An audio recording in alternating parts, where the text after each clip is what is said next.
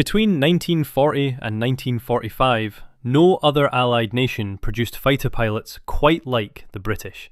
These 5 men, flying everything from Spitfires over Normandy to Hurricanes above Greece, downed over 168 enemy aircraft. Everyone confirmed, everyone counted. Their stories are as different as the battles they fought. One ace was so precise his Spitfire was never hit by enemy fire. Another survived the deadliest days of the Battle of Britain, only to vanish without a trace.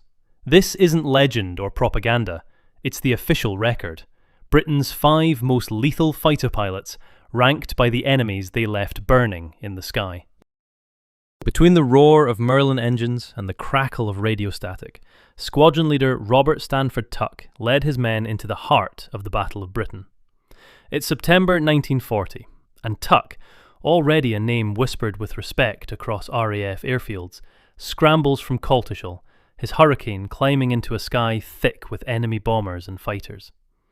Calm, precise, and unflinching, Tuck's leadership is as sharp as his gunnery. Tuck's rise was meteoric. In May, over Dunkirk, he claimed 3 German fighters in a single patrol, then returned the next day to shoot down 2 bombers, his first taste of the chaos and opportunity of air combat. By the time the Luftwaffe turned its full fury on Britain, Tuck was a flight commander, his logbook filling with victories. He didn't chase glory, he hunted with discipline, closing to lethal range before firing, then breaking away before the enemy could react. On the 18th of August, the hardest day, Tuck's Spitfire was hit by cannon shells during a head-on attack on a Ju-88. He bailed out, parachuting into a Kent field, and was back in the cockpit days later. Just weeks after, on September 23rd, he forced a German ace, Hans Joachim Marseille, out of his Bf 109 and into the Channel, a duel that would become legend on both sides of the Channel. Promoted to squadron leader, Tuck took command of No. 257 Squadron. Under his watch, the unit's morale and kill rates soared. His peers called him the thinking pilot, never reckless, always aware of the bigger picture.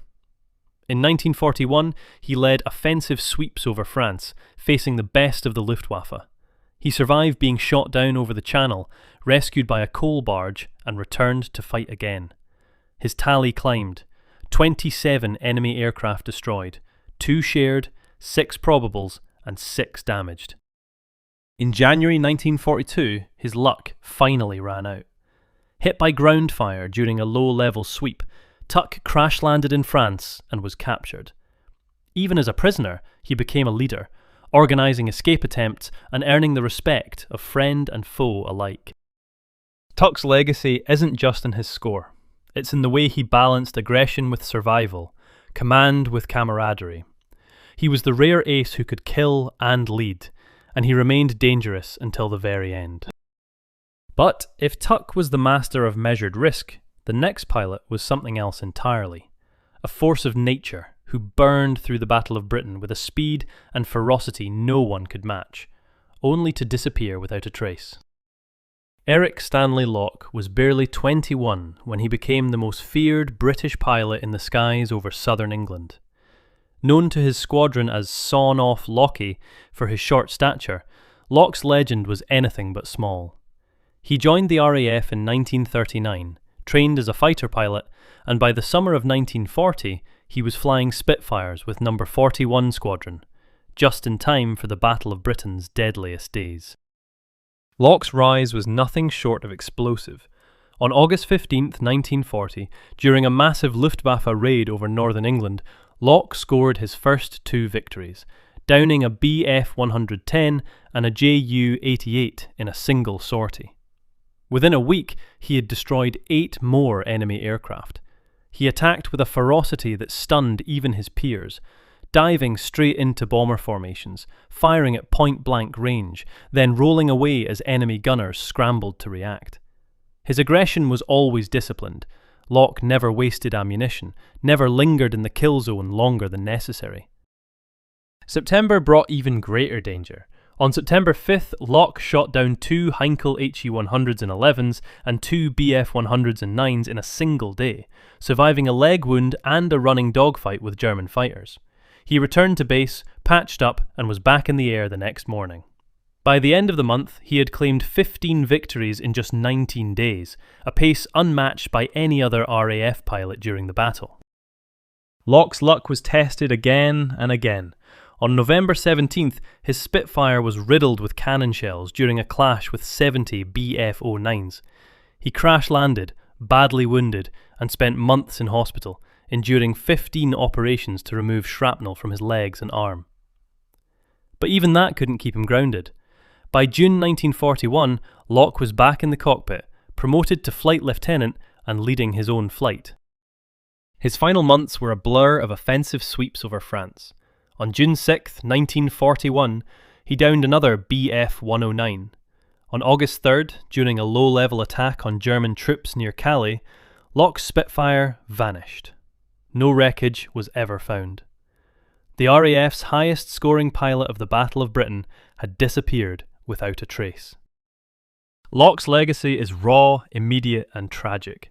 He was the embodiment of short war lethality, relentless, fearless, and utterly focused.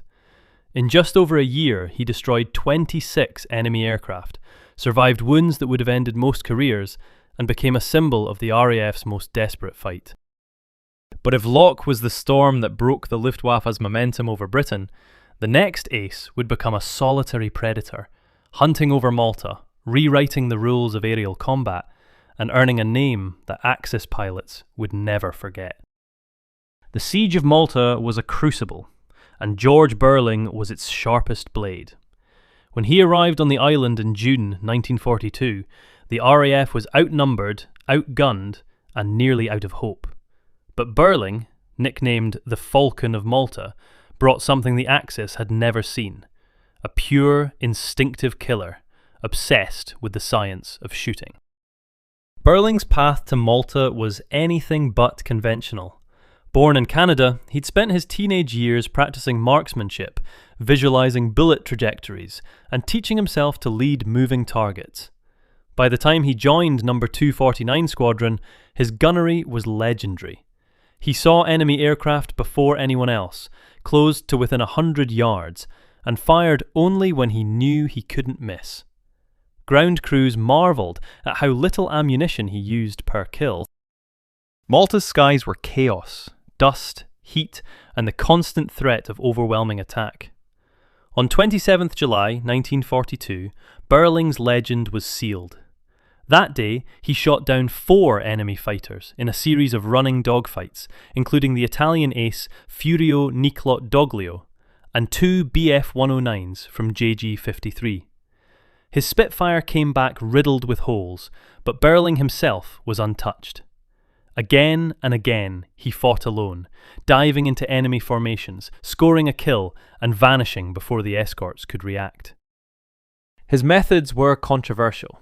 Burling ignored formation tactics, argued with his commanders, and refused to play by the RAF's rules. But the results were undeniable. In just 14 weeks, he destroyed 27 enemy aircraft over Malta, most of them elite German and Italian pilots. He was shot down 4 times, bailed out into the sea, and once returned to base with his Spitfire barely holding together. Each time, he climbed back into the cockpit. Burling's war didn't end in Malta. He returned to Britain, flew as an instructor, and later transferred to the RCAF. But he never found a home in the peacetime Air Force. His obsession with aerial combat, his resistance to authority, and his raw, solitary focus made him a misfit in any squadron. Yet his impact was undeniable. Burling's 31 confirmed kills, most in the compressed, brutal siege of Malta, made him one of the deadliest individual weapons the RAF ever fielded. He was the Falcon, a lone hunter, feared by the enemy, and remembered for the precision and nerve that kept Malta in the fight. But if Burling was the lone predator, the next ace was something rarer still, a natural flyer whose calm under fire and instinctive mastery of the machine made him the RAF's most efficient killer, even as the world around him collapsed. April 1941. Greece is falling. The airfields are mud, the radios barely work, and the Luftwaffe owns the sky. Yet squadron leader Pattle, burning with fever and exhaustion, pulls on his flying gear and climbs into his Hurricane for one more sortie. He's already the highest scoring RAF pilot in the Mediterranean, but for Pattle, duty always comes before rest. Pattle's journey began far from the headlines. Born in South Africa, he was a natural athlete and a gifted flyer, recognised by instructors for his uncanny balance and coordination. By the time he reached No. 80 Squadron, he was already known for his calm in the cockpit, a man who spoke softly over the radio even as bullets tore past his canopy. His early victories came in the obsolete Gloucester Gladiator, fighting Italian CR-42s and bombers over North Africa. But it was in Greece, flying Hurricanes against the full weight of the Luftwaffe, that Pattle's legend was forged. He developed a sixth sense for enemy movement, positioning himself perfectly for deflection shots and striking with ruthless efficiency. His squadron mates watched in awe as he anticipated every turn, every dive, every desperate manoeuvre. The numbers tell the story. In just a few months, Pattle destroyed at least 33 enemy aircraft. Many historians believe the true total is even higher, lost to the chaos of retreat and destroyed records. On April 19, 1941, with the Greek campaign collapsing, Pattle claimed 6 victories in a single day, including 3 Ju-88s and 3 Bf-109s. He was flying with a high fever, barely able to stand, but his hands were steady on the controls. Pattle's final sortie came the next day, as German bombers and fighters swarmed over Piraeus harbour. He was last seen diving into a mass of Bf-110s, his Hurricane trailing smoke, flames licking at the engine. He never returned. There was no grave, no body, just the memory of a pilot who fought perfectly, even as the world around him fell apart. Pattle's legacy is one of efficiency under impossible odds. He was the RAF's most lethal pilot by rate of success, a man who fought with instinct, calm, and a refusal to quit. In the end, it was his sense of duty, flying while ill, refusing to rest, that likely cost him his life. But in the chaos of defeat, Pattle's name became a quiet legend, the ace who fought perfectly, right up to the end. But if Pattle was the master of instinct and calm, the final name on this list would be something else. A marksman whose engineering mind and relentless discipline made him the highest scoring British ace of the war, and the only one to leave the fight with his record and his Spitfire intact. Normandy, summer 1944. The sky is a patchwork of contrails and tracer fire as Spitfires duel with the Luftwaffe above the hedgerows. At the centre of it all, Wing Commander James Edgar Johnny Johnson leads his wing with a surgeon's precision. His call sign is Grey Cap, and his legend is already growing. The RAF's highest scoring ace, a man whose Spitfire was almost never touched by enemy fire. Johnson's path to the top was anything but easy. Born in Leicestershire, he trained as a civil engineer and paid for his own flying lessons after being rejected by the Auxiliary Air Force. Too ordinary, not enough of the right background. But Johnson was relentless.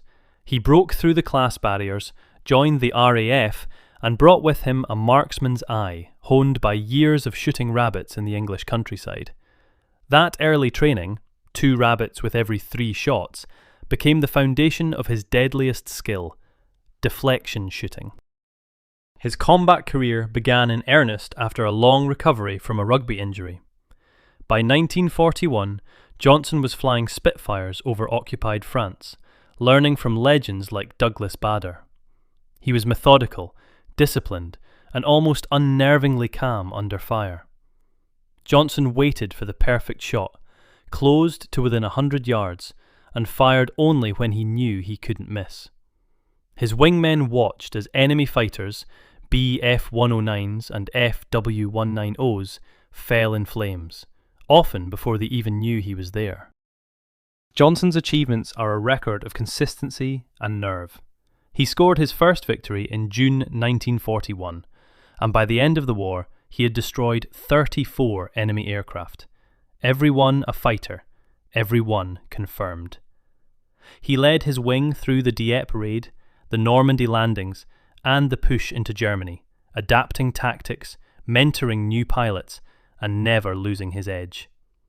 In August 1944, after shooting down 2 FW190s, Johnson made a split-second mistake. He tried to join what he thought were Spitfires, only to find himself surrounded by 6 BF-109s. He escaped by pushing his Spitfire to the edge of a stall, nearly blacking out, his aircraft hit by cannon shells in the tail. The only time enemy fire ever touched his Spitfire in combat. Johnson's legacy is more than just numbers. He was the thinking ace, an engineer in the cockpit, a leader who learned from every mistake, and a marksman whose calm under pressure set him apart. He finished the war with his record, and his Spitfire, intact, feted by Churchill and Eisenhower, and remembered as the RAF's most lethal fighter pilot. 5 pilots, 168 confirmed kills. From Tuck's measured aggression to Johnson's surgical precision, these men didn't just survive the war, they defined it.